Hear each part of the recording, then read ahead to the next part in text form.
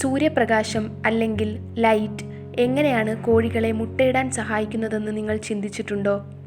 മുട്ടയിടുന്ന കോഴികൾക്ക് ഏകദേശം 16 മുതൽ 17 മണിക്കൂർ വരെ ലൈറ്റ് ആവശ്യമാണ്.